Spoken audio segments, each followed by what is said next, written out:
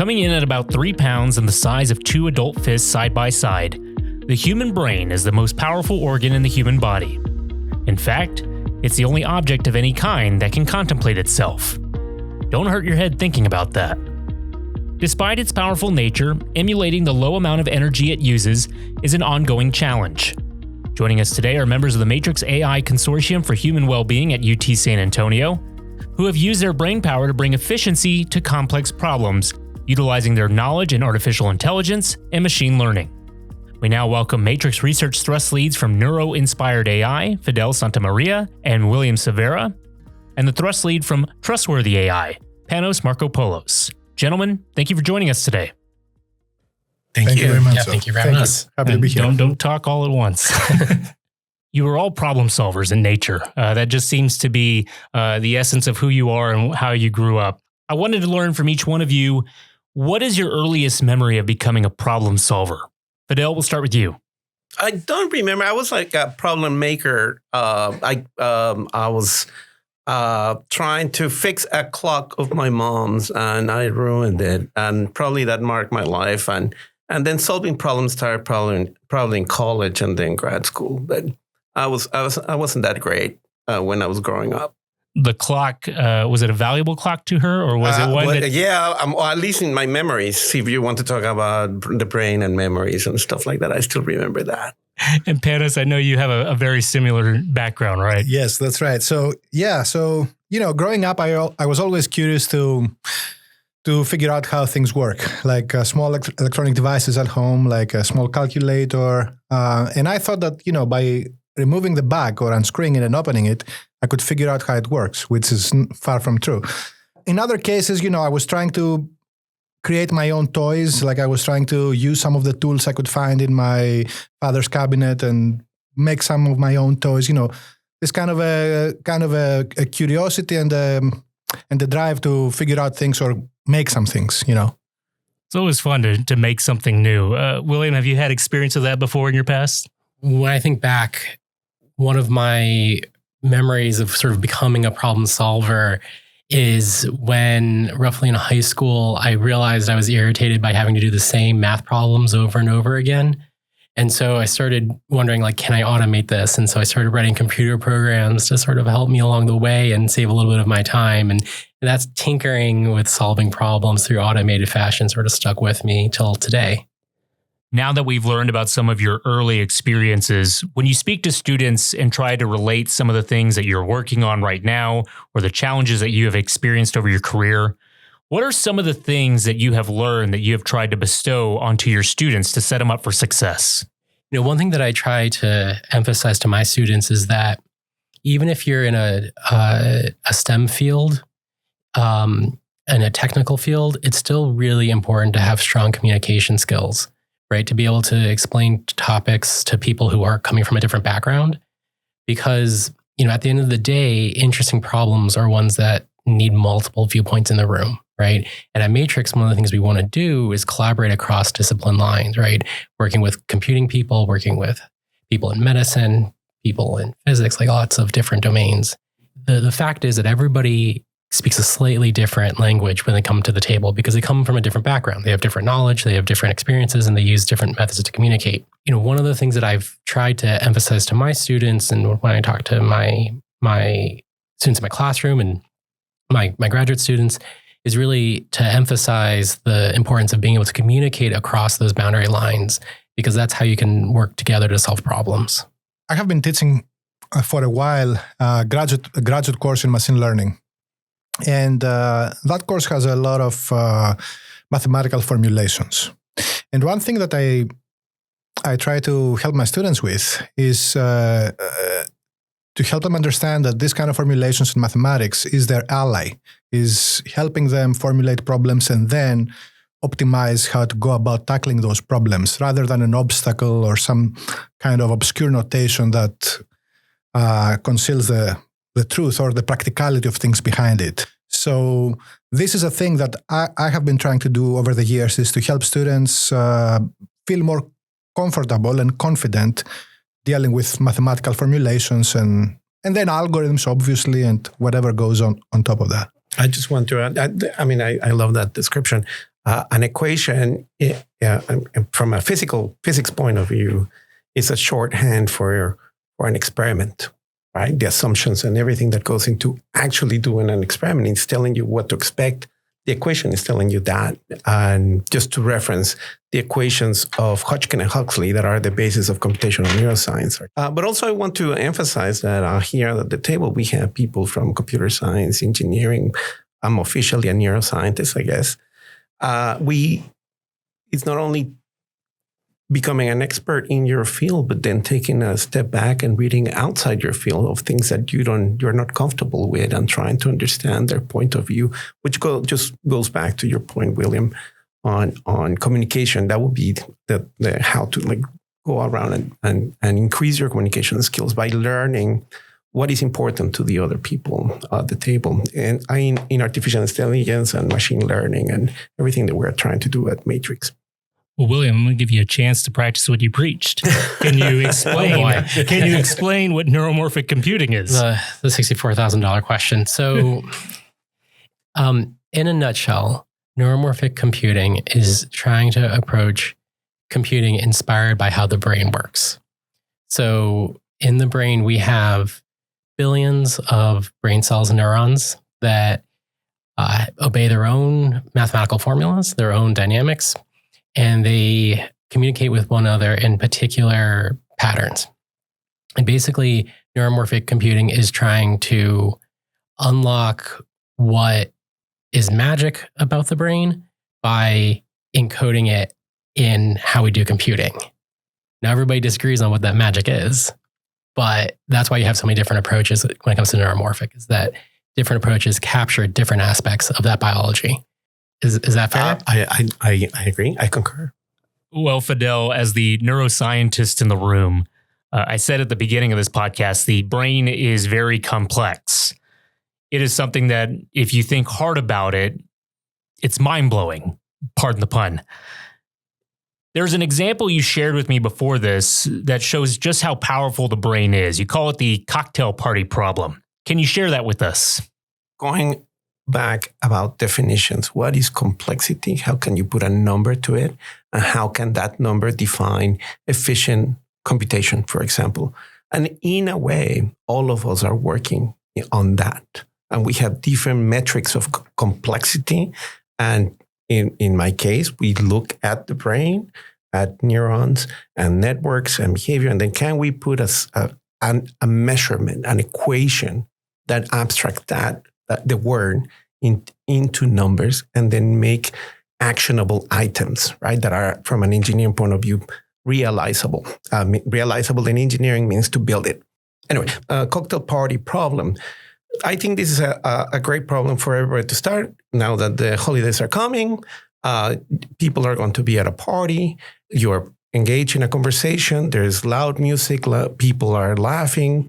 And then you hear your name being pronounced somewhere in the other side of the room. That sound gets enhanced by your nervous system. And then you realize somebody's calling me. Or you hear the pitch of one of your friends talking. You identify that pitch and you turn. And you turn and localize them in that very crowded and noisy room. How does the brain do that? Being in a loud room in which every component, every individual is having, or every couple is having a different conversation.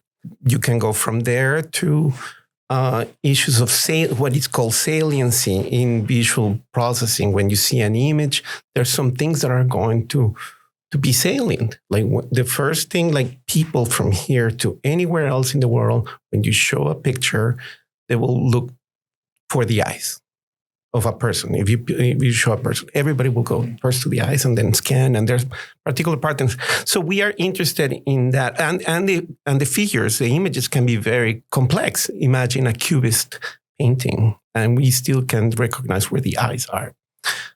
Anyway, I can talk about that for a long time. So, Panos, I want to bring you into this conversation now, and I know your field of expertise is a little different than the other two. What are you doing with trustworthy AI? Can you explain your thrusts a little bit more and the need for it? Why is it so important? I think the answer seems pretty simple, but can you explain it from your perspective? Yeah, sure, John. intelligent operation is not enough. We want to be able to trust it from various aspects, because trustworthiness is kind of an involved notion that includes inside things, for example, as robustness or security, explainability. There are multiple dimensions to it, and progress has to be made along all those dimensions before we can say that these technologies are trustworthy. And the other important thing is that the technologies per se, by themselves, whether they're trustworthy or not is not as important as it is whether their application is trustworthy. Because if you develop a technology and you don't use it, it can be trustworthy or not trustworthy. If it's not used, it cannot cause any harm. So it's not only important if the technology is trustworthy, but also if it is applied in a trustworthy way. I think that's an excellent point. But I would like to just emphasize that trustworthy AI and neuromorphic computing are not disjoint things. They're not totally different. They can leverage results from one another, and there's overlap. They're both working towards this future where these intelligent systems are more ubiquitous, they're more usable, they're available in more application spaces, and so to that end, they are sort of both going towards the same goal, right? Absolutely, yes. Yeah, I just want to add that the use of neuromorphic is bringing an extra dimension to the classical views of trustworthiness. Back in the first iteration of AI that didn't work that well, there was this absolute belief. It was like applied philosophy. It was, we're going to create these languages that are going to just have pure logic and they will work eventually. And they didn't. And now with AI, you have what is emerging. They're being called inference machines, right? So they provide, probably not in the way that we wanted or engineers wanted before, that it has to be, this machine will work 100% of the time, every time I turn it on. To something that now I can have 20 machines and together they will give me a probability that is going to guarantee the performance I want with the cost, the benefit of the energy consumption. It's all together here on the table. That sounds like a grant. Yeah, we should do that. Isn't that taking notes? You're taking notes.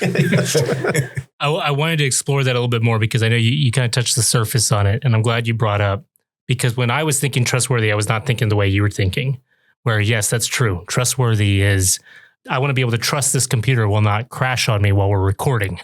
But in what definition, I guess, does trustworthy mean in this sense? Because I think the definition, just like complexity, is very skewed. It could be in a variety of things. Can you go a little bit more into what the trustworthiness means in the several senses of what you guys are doing? It's kind of easier to think about those things if you think of AI in the context of an emerging powerful technology, as other such technologies have been in the past. I like to think of AI as something as transformative as electricity, for example. And, a similar question could be asked, what would you refer to as trustworthy electricity? In a similar kind of drawing all those analogies, what can be analogous and what cannot be analogous anyway.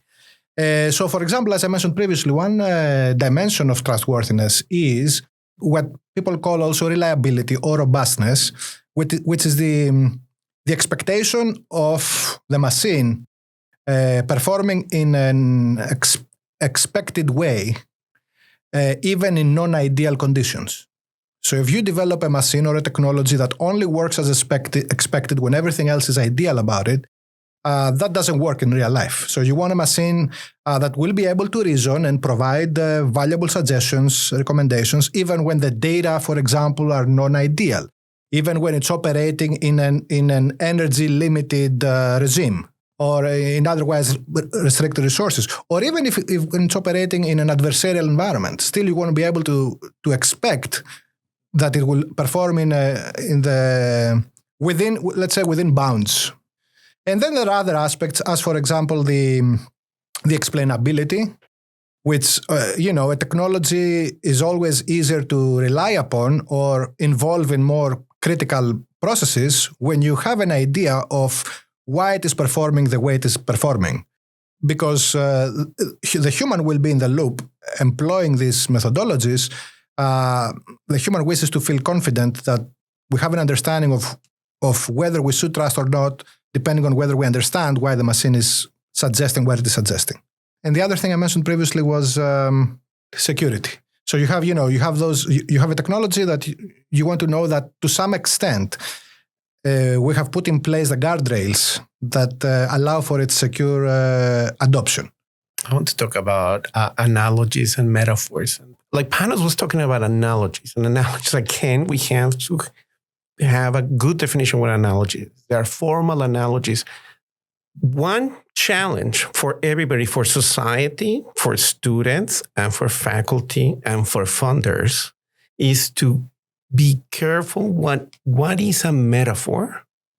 Like the brain is a computer. That is a metaphor. The brain is an organ.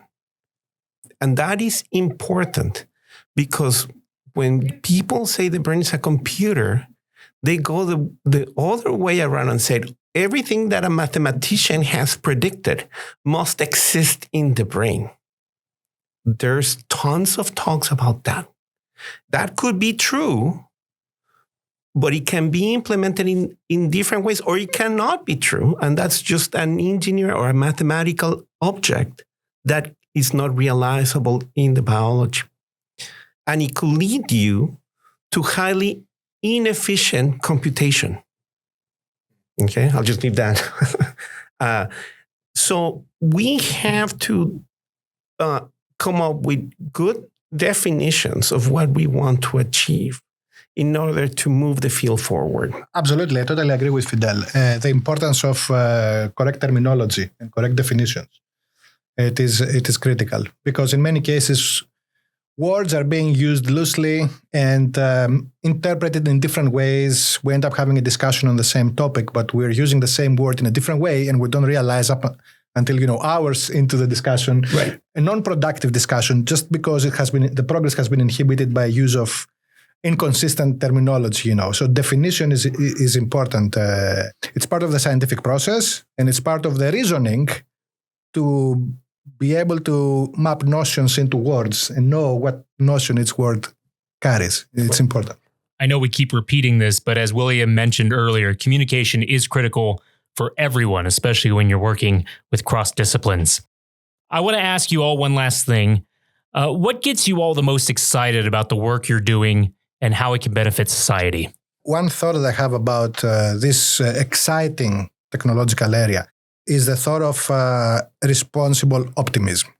Yeah. So I'm very optimistic about this technology. It can really improve our lives. At the same time, we have the responsibility to learn about it, understand it, and see how we can use it for our benefit, for the benefit of humans.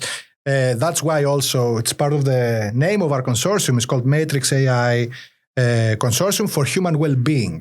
So how can you use AI for the human well-being? And that takes all of us as stakeholders, not only the engineers and the scientists that develop the technologies and the methodologies, but also the stakeholders of the society that are going to regulate upon it, to make policies, to be responsible for the adoption of it, to understand what it can do, what it cannot do, how it can be used in a positive way.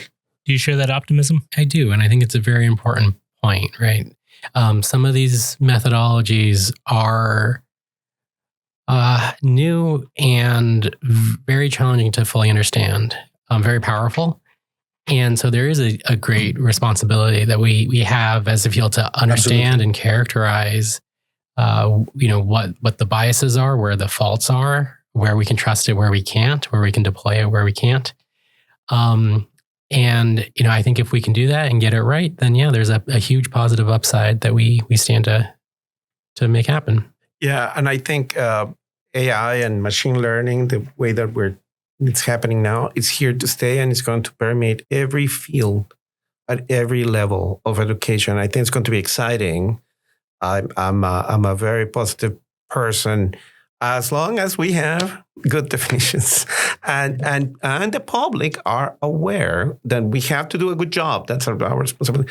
to tell the public, well, I mean, if you go to a car dealer and they tell you the car, well, I mean, if you drive it 20 miles and then the car decides to do whatever it wants to do, well, that car is not working. That's it. It's not, you cannot apply like some other metaphor to it. Okay. At the end, AI and machine learning at the point that we are computer programs. They will be machines, right? That will be hardware. But they're still just things that we're going to build and we are going to control. And it's going to be exciting. Well, gentlemen, again, thank you so much for joining us today. And we really appreciate this fun conversation. I hope that you guys all had as well. Thank you, John. It was great. Matrix celebrates a big milestone soon, the consortium's 5-year celebration in January of 2026. We will continue with more conversations with Matrix scientists who are shaping the future of AI and human well-being. Follow Matrix on LinkedIn or visit ai.utsa.edu to see how you can be a part of the movement. This episode of Launchpad is brought to you by the Office of University Strategic Communications at the University of Texas at San Antonio. This podcast is available on Apple, Spotify, SoundCloud, and YouTube. Subscribe now and don't miss an episode. Stay up to date with the latest news about UT San Antonio by visiting news.utsa.edu.